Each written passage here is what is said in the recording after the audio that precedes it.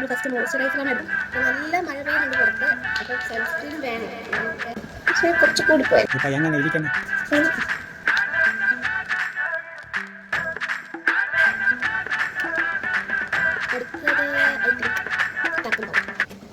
ഇതാണ് എൻ്റെ ബേസിക് ആയിട്ടുള്ള സ്കിൻ കെയർ മോയ്സ്ചറൈസർ.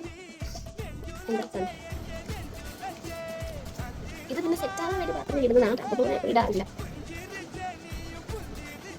കുഴപ്പമില്ലാതെ രണ്ടിടത്ത് ഭയങ്കര വിശ്വസിക്കുന്നു.